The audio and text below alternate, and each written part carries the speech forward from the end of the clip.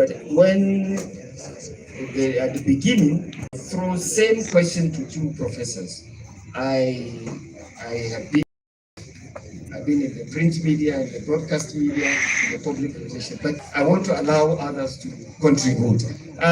Professor Malang, please, we are coming to you, my sister. Let Professor Malang get there. Thank you, sir. Okay, thank you very much for the opportunity. Mine is going to be very brief. And what I want to say is, first of all, I want to appreciate the Nigerian Customs Service and the PRO for bringing up the topic, town and gown relationship. I think not many organizations, try to practicalize the gap or the concept of the town and gown relationship, even though it's being talked about very much. But this is really a way to bring out a solution, by gathering people from different sectors. But I want to say that for me, what the panel represents is only the gown. I have not seen the town in the panel. Yes, and this is because you see the professors here. For us to have a very balanced discussion on town and gown, we need discussion on town and gown. We need to bring real representative of the town, because there is no town here. That's my submission. Thank you very much. Give it to my sister, Assistant Controller. Thank you very much. I'm Assistant Controller Fortune Ihoma Uba. So I have learned so much this morning. As a matter of fact, I'm getting a bit confused because I have gathered so much. I'd like to thank Professor Opate and then Professor Abdallah, my friend, my senior friend. Sir, I have learned so much from the both of you, but I'm a little bit, confused as to, when I look around the house today, I see that we have a lot of professors, academians in the house, and I'm wondering if we have a lot of professors who are very vast in knowledge as it relates to the gap between the town and gown. Why then has the revolution in courts not taken place? That is one. And if we feel like the change should start from the top, because it looks like on our own, we cannot do it, we cannot bridge that gap. If it should start from the top, from the government, how best can we as practitioners, as professionals, engage the government? 2, 3, sir, I want to find out, as professors, as doctors, with all of our vast knowledge that's been displayed here today, what have you done locally amongst yourselves as professors, as doctors, to tackle this bridge? Have you done anything? Have you written to the government? Have you engaged Kano State government? What have you done, sir? And again, I ask, why has the revolution not taken place? In quotes, good revolution. Thank you, sir. Thank you very much, AC. Let me allow Dr. Miwada to say something before we come to the professors to answer your questions. Dr. Miwada.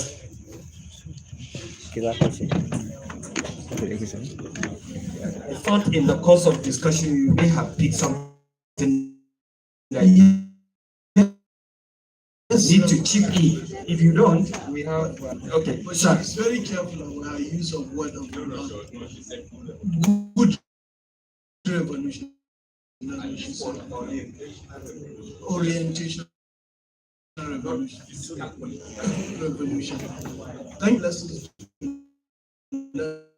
The perspectives, the context shared by our professors here. As said by Professor Mala, I'm not from the ground, I'm a practitioner. The because I practice public relations and I don't teach in any university. Okay, So I see myself as a practitioner. And Professor Profu attests to the fact that there was a day I called him. I said, what is going on? I saw this. Why? He said, no, it shouldn't be. So I don't want to go open to what I saw in the field. And I believe we shouldn't come for training. Let's see where are the problems. What do we need to do from, the little way we can influence, we can change, we can bridge, and we can also, bring a kind of a connection between what you are bringing out from the university to be practitioners. Now, I would like to give a perspective. Students will agree with me with the fact that today, if they have a lecturer that is blended in theory and practice, you get to see more attractive, you understand the subject matter, more than someone who BSc, MSc, PhD, lecturing up to the end of his career. That blend of practice can assist members of the academia to improve in what is going on in the field, the transformation going on in the field. I was opportune to be in one of cities in China. It's a very smart city, Shenzhen, and it's virtually everything there is Huawei. They have a R&D center that can see over 15,000 young people for only research and development. I know they are liking this. Prof has talked about budget. Even we in customs, we are also not really, we cannot say we have it all. We're also managing the little resources we have to get the best out of the little resources. And that's why my colleagues in headquarters don't want me using at no cost. Because the money is not there. Sometimes you have to be very creative to create things by yourself and make things work. So those are the things we're doing. Why can't we encourage and practice academics? Now, they go for sabbaticals. Instead of going to university to teach, is there a possibility of creating, if you are a broadcast lecturer, you should find yourself in a broadcast station to see what is going on within the broadcasting industry. I have a lecturer who taught me broadcast in my PhD. In fact, we mock him because he worked in NTA in 1990s, and what he's saying about broadcast, we make mockery of him up to today because he is far behind what is going on in the field. We took him to TVC, and the moment one of the students started showing him the flow in which, how from the ingest room, whatever is going on within the TVC and how it is in the practice, it turned out to be the student, while the student become the lecturer. So at this point, if you are a teacher of public relations or advertising, find a way and get yourself aligned with the field. You also understand the dynamics that are going on within the field. And when you come back, you won't be talking about issues that are obsolete. I'm a broadcast teacher teaching me cine camera or cameras that he used in India in the 90s and 80s. And that is not the reality of what is going on in the field. So I believe we can improve by also coming to the field. We also come to you to teach us theories. And we apply those theories to practice. Come to us and get practice so that you can apply it to teach theories. That is all. Simple. We scratch my back, we can scratch your back. And we get the best. Thank you very much. Thank you very much. I think we'll allow Professor Abdullah before Professor also Patti respond to AC's questions. Professor Abdullah, sir. Okay, I will respond first to what they say, a rider. In all these unions, they always say a rider. A rider to what my son, Dr. Oda said. I think he has highlighted one aspect that many of us are not aware of, and that is what is called the anthropology of experience. Now, the anthropology of experience is a theory of fieldwork that says you cannot understand a fieldwork setting until you embed yourself as part of that fieldwork. So it is not enough to come to the university and blow grammar and start talking about the theories and so on. You need to be part of the field process. You need to embed yourself and see the nuances, the flows, and the trajectories of the system before you can now go back and recreate your theories. And I've always been against all these uses and gratification theory, agendas, and they're all useless. We need to create our own theory that describe the reality of practitioner practice in Africa. And that is very, very critical. Now, the other issue, my sister, very junior sister, I would say, because I'm about to retire, but you are a long way from retiring. What my sister talked about, have we made any effort to reach out to the government? The answer is no, we have not. And the reason is because, at least in Kano, I'm not sure about other places, but in Kano, the political climate is so dynamic that you don't even know whom to trust, whom to accept. Because the moment you reach out to the government, create a project in which we can now create this town-gown bridge, when the next lot comes, it will get rid of that bridge and say, no, this is not our own. You know, we are creating our own. So this lack of consistency in policy maintenance is part of the problem why we just feel economy further. Like I said, about a year or so ago, His Excellency, the Governor of Kano, was interested in creating this town-gown interface. Professor Umar Farooq led us into the government house where we had a breaking of the fast during Ramadan. And we said we are ready to do it because we have thousands of research that has been done, and we think this should be in a simple way that will provide government with clear-cut policies. Up to now, nobody has bothered to implement it. We are waiting for them. So the issue is no, we have not, simply because of the political climate here. But Professor Pate answers your other question, you know, the other issue you raised. Let me start with that of office, my Nasara Mainera. That's Lisa. So, look, the quality of the graduate that we produce is a function of the quality of the students we admit into the system. It's not my business to start teaching students what is now, what is back, what is program. We have secondary schools, we have primary schools that are supposed to prepare the students before eventual admission into the university. There's JAM, there's West African Examination Council, there's NECO. They are the clearing houses, they are the quality assurance bodies. And I have no reason to doubt what WAEC has given me. I have no reason to doubt what JAM has given me. So if the other levels are poorly equipped, what do you want? This is where the universities themselves are moving to now. The secondary school I attended, Government College Maiduguri, very qualitative secondary school, the buildings are still there.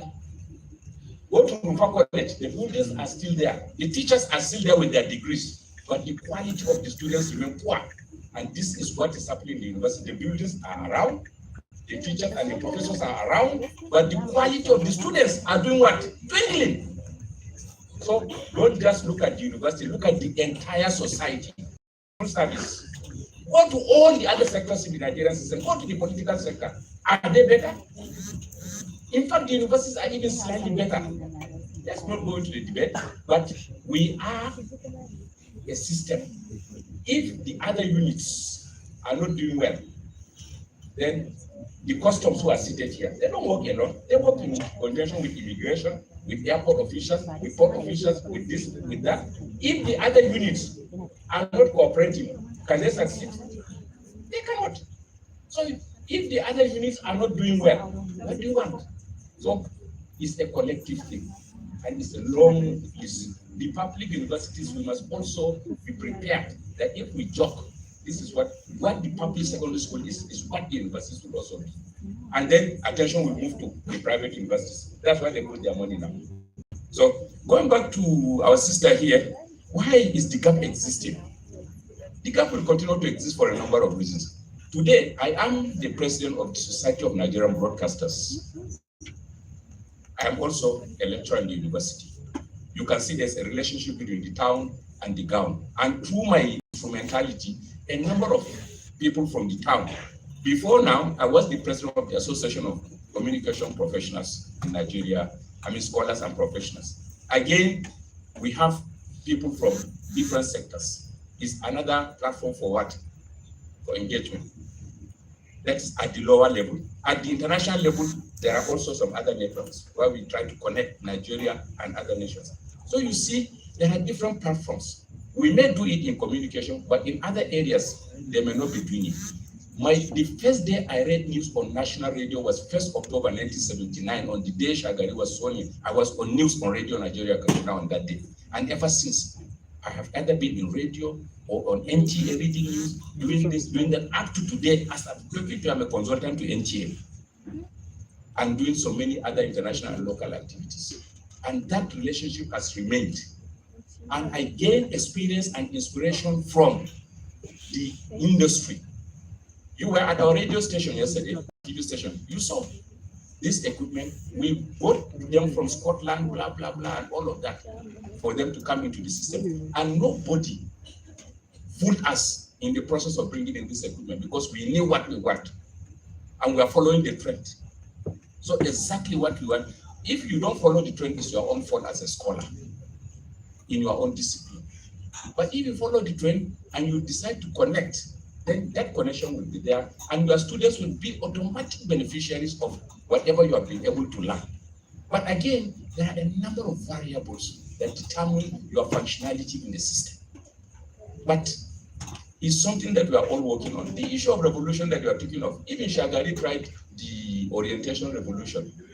It is attitudinal. How can we change our attitudes to have positivity instead of all these illegalities and negativities that we manifest in the system? And so long as they are there, you cannot just blame the university. University is a subset of the society. We are a copy of what is happening out there. What is happening in the political terrain? What is happening in the military terrain? What is happening in the security terrain? What is happening in the civil service? How can we be an isolation? We are a reflection of the system, but that should not be a defense for us also. Thank you very much, sir. I think because I have been given a time limit now that we must leave here by 2:30, and I can see perhaps we may take one public relation practitioner from the custom, and we give students the chance, two of them, a female and to ask a question. So we will close with that. Please pardon us because of time factor. Chado, I think it's Chado.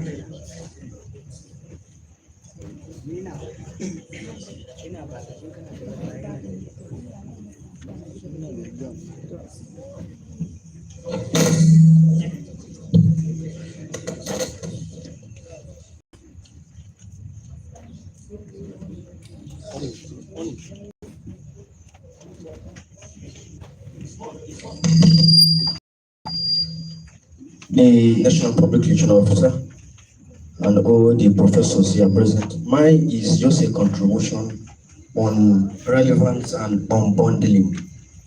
Before then, I want to appreciate my prof. I remember those days in classrooms when he taught us political communication. You must force us to talk. He said, even if you are going to use F or P, you must talk in class. Thank you, sir, for that training. And I also want to use the opportunity to appreciate my project supervisor, Dr. Mukhtar Mariam. Please stand up for recognition. Thank you, I really appreciate the component we talk about. As it is today, public relation units of Nigerian Customs Service, like an institution, is a training ground. The National Public Relations Officer has turned into a training ground. In fact, it's even ahead of university. He has unbundled the public relation. He has unbundled the units. We have people who are in charge of TikTok and Facebook and all the relevant public relation unit. He has unbundled it. We have all the public relation officers spread across the formations of the country. As I speak with you, this session is live on Facebook. It was not before April 2023. That is just my contribution. Thank you very much. We take the female student. Good afternoon, everyone. My name is Abijane Ngozi, a level 3 student of mass communication, Bayero University, Kano. So to begin with, I love communication. I remember registering communication in JAM, and my dad was like, "Why are you studying journalism? How much are they going to pay you?" Now, it's sad or disheartening to hear that some of these theories we study are not really practicalized in the real world. Go ahead, go ahead, go ahead, go ahead. They're not really practicalized in the real world. So, and it's sad because we study these theories to pass our exams. We have to read the framing theory, agenda theory, and what have you. And also, it's also sad that when a graduate of mass communication comes out, they are kind of like confused as to where to start from in communication. So my question is to Professor Omar Pate. What are those skills or courses that could be relevant in years to come in mass communication, or those courses that won't go into extinction? And how can graduates come out feeling confident that they can actually perform well in the industry? Thank you.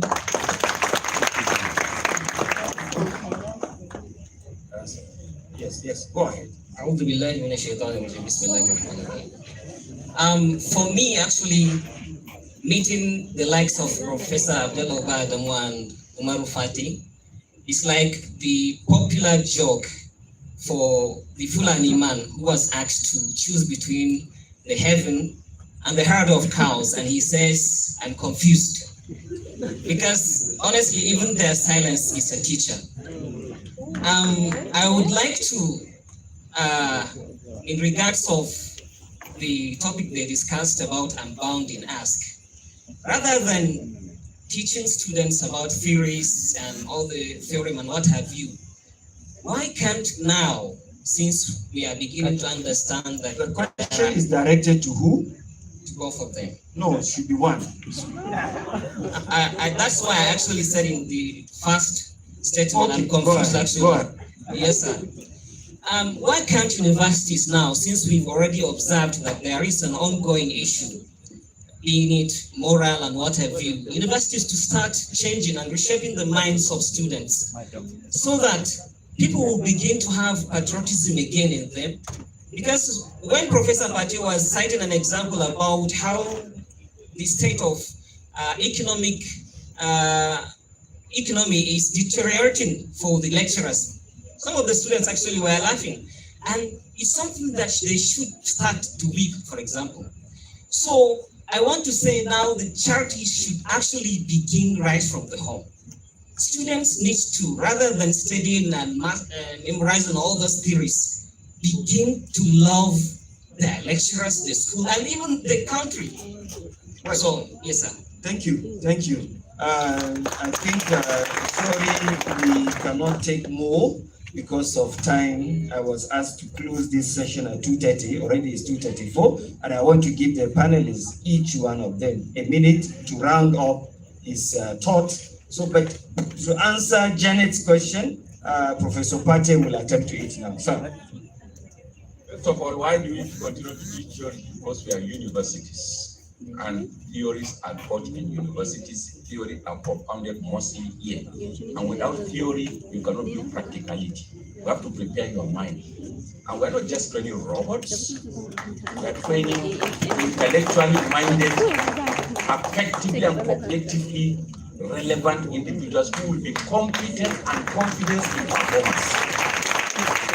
So theories we are going to continue to teach, but we should continue to teach dynamic theories. These theories are evolving. There are newer theories that have emerged in communication, reflecting the changing pattern and evolutions in technology, how things are changing.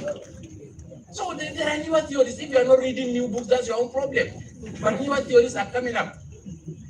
So theories will continue to evolve, so long as man will continue to behave in relation to his own environment. So just forget about that. Let's go to that of Janet. Janet, look, when we train you here, we are not expecting to provide a completely cooked and ready meal for someone to pick. Even if you were a young girl giving out and married to your new husband, we will have to train you in his own house and in his own manners and characteristics. So if we train you from the university, we prepare your mind intellectually. We prepare you in terms of skill. Now, the principles are in you. when you go to the field, is there any degree called customs? There's no degree called customs. But you can read mass comm, you can say agri, and she's in public relations and customs. So if we prepare you as a relevant human being who can appreciate and judge and be accepted out there, and is able to communicate, then it's now left for someone to pick you, go and prepare you and model you along the line of his own thinking. So when people say your students are poor, I just look at him and laugh and say, make him better. At least I've trained him to some level. Take on from there. Why are you blaming me? I've cooked. If you don't want it, don't eat. So if you are taking it, make it better. Go and add Maggi, go and add spice, and make it better so that it can serve your own needs. After all, you also, when you graduated, you didn't know these things.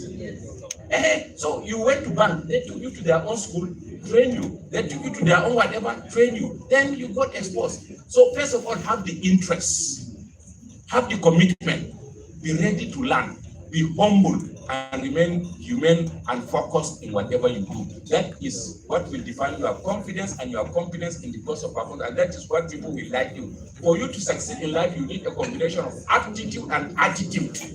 These are the hallmarks of scholarship and leadership. Thank you, sir. Professor Abdallah, your last word, sir. Your last word, sir. My last words have actually been spoken by Professor Pate. I wouldn't add too much to it. But like I said earlier, when we train you here in the university and you step out of the walls of the university, you're on your own. So it's up to you to decide. Like he said, we have cooked the food. You want to eat it, and you feel it is not tasting enough, make it tasting enough. But I think with the skills that you have, you can go out into the world, become digital content creators. A lot of the digital content creators have never been to the university. They're making an impact. They are teaching people skills. They are teaching people things that are in mainstream mass communication. And then finally, about the theories. Like he said, theories are evolving. New theories are coming. But we tend to be too blinded, too tied down, too rooted to the theories that have been created by dead white people. And I keep using this as dead white people who created these theories based on their observation of liberal democracy, where things work, where things are expected to work. Here we're in Africa, and we need to create a theories that speak to us, that tells us who we are. And that is why the grounded theory concept is very, very critical. We don't continue speaking out, okay, let's look at this users and gratification. What did it say? That people are attached to something because it pleases them. Of course it does. I mean, why would I use something that I don't like? If I don't like them, I don't want them. So what's the point there? I mean, so the point is, we need to create theories that are rooted in our current realistic practices. That is why I said some of these theories need to be revised. Discard them, revise them, and take in the new ones. But they must be Afrocentric. They must be rooted in Africa, African media practices, African people, African perception of the world, not perception of Manhattan or DC or Delaware or some other foreign area that just simply do not exist. That's my take. Thank you very much, sir. Your last word. Thank you very much. You have put me in a fix. You allow professors to speak to me. Right? I don't know how I will navigate this troubled water. Thank you very much, sir. I will conclude this with something very compelling to tell you the transformation of public relations. The person who gave us the opportunity to have this discussion is the Comptroller General of Customs, who is a fellow of Nigerian Institute of Public Relations. He served as the spokesperson of Customs for 15 years. He's the longest serving public relations officer in Customs. And I don't think I will serve for 15 years because I'm already an assistant controller. Now, what am I saying here? He has rose to the peak of his career. Why? Because PR, public relations, is a strategic function. I left Bayero University, Kano, as a graduate of Science and Technical Education and Masters in Environmental Management. And I'm coming back to you today as a thorough professional mass communication student. I didn't say you are students. So I believe you have all the opportunity to metamorphose, to change, to rebuild yourself and be better version of yourself. So you have that opportunity and you can be better than some of us that are sitting here. This is my call to you, and thank you very much.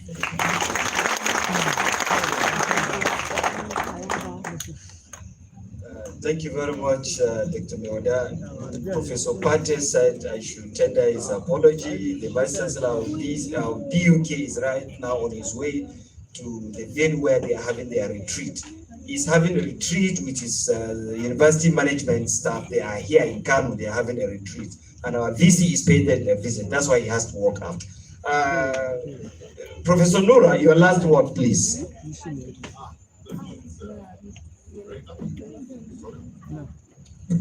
I think with the town and gown issue, we need to know that it all borders on curriculum that we're teaching. I remember Prof presenting a lecture, a paper. He titled it COVID-1964. And many people are saying, what, COVID-1964? Is that COVID-1964? But the main lesson, the main message in the paper is that when in 1964 our curriculum was developed, you know, it do away with all our cognitive thinking. We're just operating in a straitjacketed curriculum. To change a curriculum today, it will take you about a year or 2 years or 3 years. Remember, we are now in the process of DCC math. For about 4 years, 5 years now, we are just struggling with the CC math. And already some of the courses, some of the things in the CC math have already changed. And we need to wait for another, maybe a decade before we have another opportunity to change it.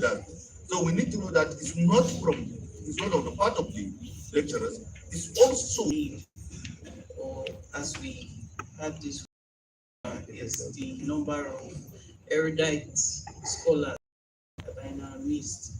And if they were not curious, they wouldn't sit or be in attendance of this workshop.